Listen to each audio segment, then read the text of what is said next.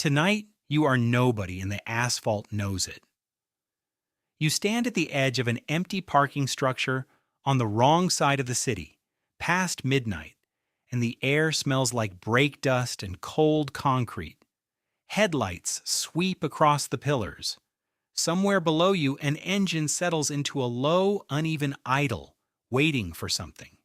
You are young, or maybe you started late, and out here that doesn't matter. Age is not a level. Skill is. And tonight you have none. Level 1. The spectator. This is the lowest rung there is. You came just to watch, and watching is all you're allowed to do. You stand behind the painted line with 40 other people who will never touch a wheel, and you tell yourself you're different, that you're only here to learn. The cars come out one at a time. They don't race in straight lines, they slide.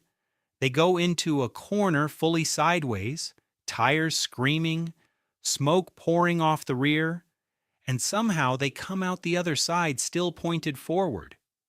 You don't understand how. It looks like controlled falling. It looks like magic. You watch the regulars nod at each other and ignore you completely. Nobody learns your name on the first night. Why would they? You are temporary. Most people who stand where you're standing never come back twice. You notice the small hierarchy of it even from the back. Who gets handed a drink without asking? Whose car gets waved to the front of the rotation? Who talks and who only listens? It's a whole society compressed into a parking lot for 4 hours a night with its own kings and its own ghosts, and you are below the lowest line on its map. Nobody is cruel to you. That would take noticing you. At level 1, you are simply weather, but you come back. And the moment you bring a car, you climb. Level 2, the hopeful. Now you have a car and a dream and absolutely no control. It's nothing special. A high mileage coupe you bought with money you shouldn't have spent, tires worn smooth, a dent in the rear quarter you tell people is from a session even though it's from a pole. You don't drift yet. You practice in empty industrial lots at 3 in the morning, alone, yanking the handbrake and spinning out and stalling over and over until the smell of clutch fills the cabin. Your hands learn before your mind does. One night alone, you feel it for the first time. The back end steps out, and instead of panicking, you catch it. Just for a second. The car hangs sideways and holds, and your whole body lights up like a struck match. You let off. You sit there shaking. You did it for 1 second, and it was the best second of your life. Do you know how dangerous a single good second can be? Because now you're hooked, and hooked people take risks. You start showing up to the real spots and asking for a run. The first time they let you out, you over-rotate in the first corner and spin in front of everyone. Laughter. Someone films it. You drive home with your ears burning. But you come back. Because the only thing worse than failing in front of them is not being there at all. And then one night, you string 2 corners together. Clean. Smoke trailing behind you the whole way. When you pull back into the lot, one of the regulars, a guy who has never once looked at you, gives you a single short nod. That nod is a promotion. Level 3. The runner. You're in now. Not respected, not yet, but counted.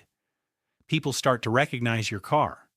They save you a spot in the rotation. You learn the unwritten rules, the ones nobody explains and everybody enforces. You learn which corners are forgiving and which ones have killed people. You learn to read the lookout signal, the flash of a phone light that means scatter police. You learn how to load your car onto a trailer in 90 seconds and vanish. You also learn what it costs.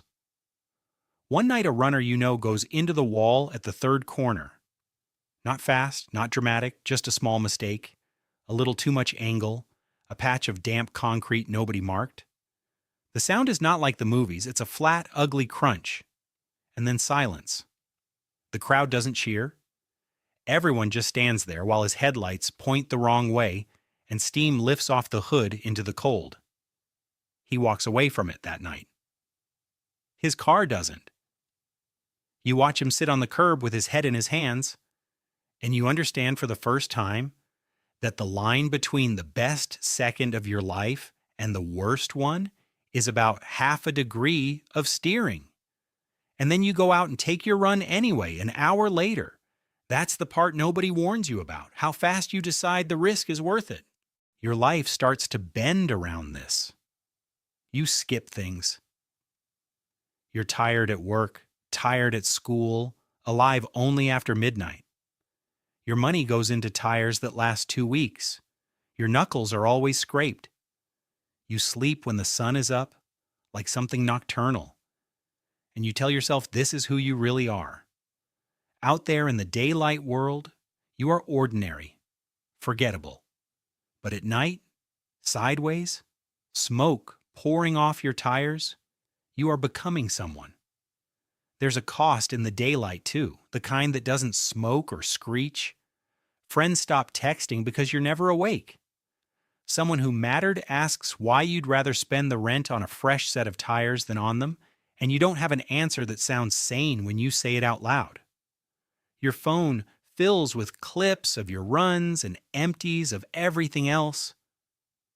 You tell yourself it's temporary. You tell yourself you'll stop once you've proven it.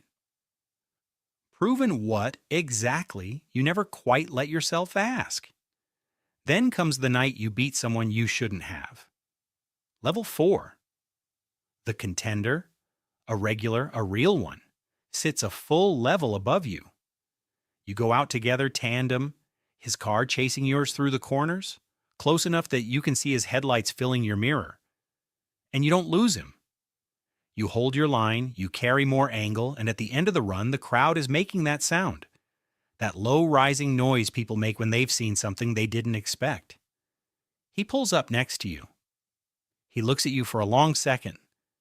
Then he laughs and shakes his head. And just like that, you've climbed again. This is where it gets good, and this is where it gets dangerous.